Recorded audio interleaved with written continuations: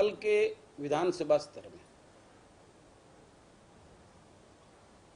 मैं वहां जो रूप इन नेताओं का देखा उसको देख के मैं हैरान हो गया। आप सब लोग जानते हैं कि हरियाणा प्रदेश कृषि प्रधान प्रदेश है और यहाँ की पॉपुलेशन का 70% जो कृषि पर आधारित है। कृषि से या कृषि के व्यवसाय से या खेतियार मजदूर या अन्य जो भी कृषि से रिलेटेड आड़ती मंडी सब। लेकिन कल जिस प्रकार का रवैया मैंने सभी साथियों से, विधानसभा में बैठे सभी साथियों से मैंने पूछा कि 90 एमएलए में से लगभग मैं ये मानता हूं 80 में तो डायरेक्ट ग्रामीण क्षेत्र पड़ते हैं, जिसके अंदर डायरेक्ट ये किसान और उसके व्यवसाय से जुड़े हुए लोगों की वोट के द्वारा चुन के विधानसभा में पहुंचते हैं।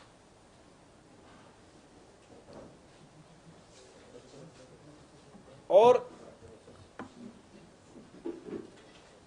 आज जिस प्रकार का माहौल, ये कृषि के 3 जो अध्यादेश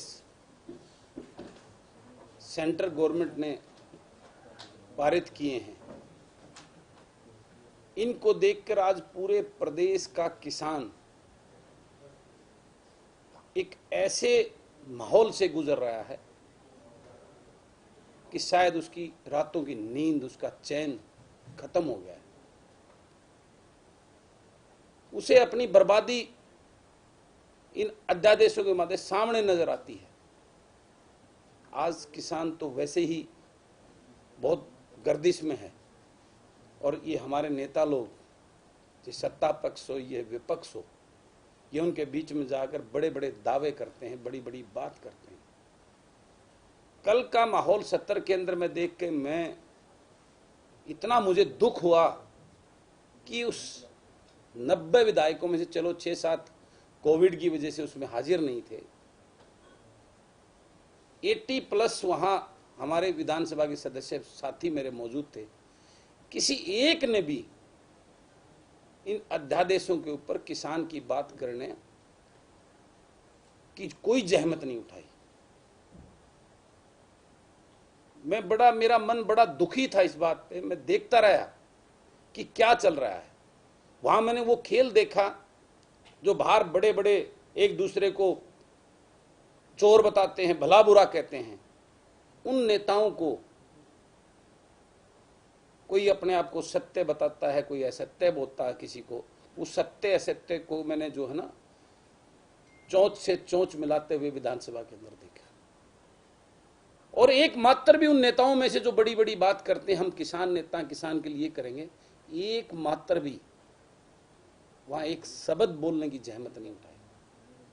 और मैं तो हैरान हुआ जब नेता प्रतिपक्ष बीएससी की कमेटी में ये फैसला लेके आता है, सदन में स्पीकर साहब जब बताते हैं कि हमने बीएससी की मीटिंग में ये डिसाइड किया है कि आज कोई क्वेश्चन नहीं लगेगा, कोई कॉलिंग मोशन जो है उसका नहीं है, उसका लिखित में जवाब दे दिया जाएगा।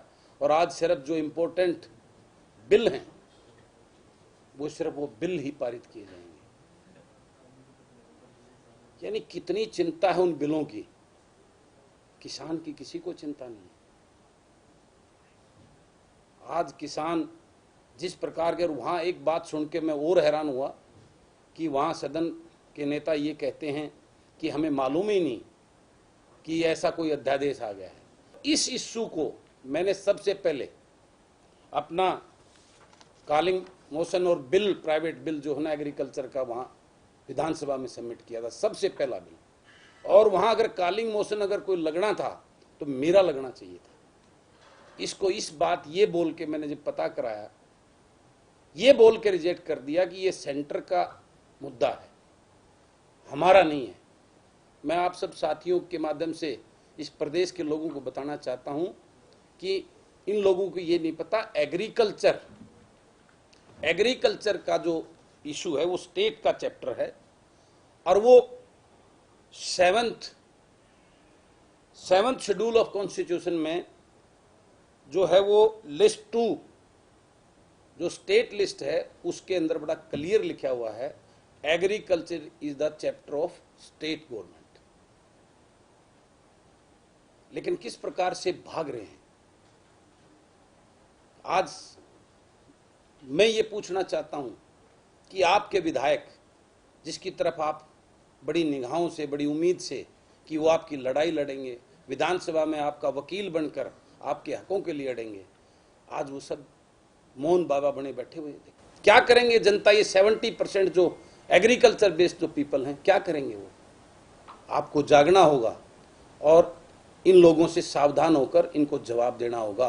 और उसका मौका आप सबके सामने बड़ौदा का चुनाव है, वहां इन नेताओं को गांव में घुसने से आपको रोक, जब तक ये काम नहीं करेंगे आपके लिए कोई लड़ाई नहीं लड़ेगा।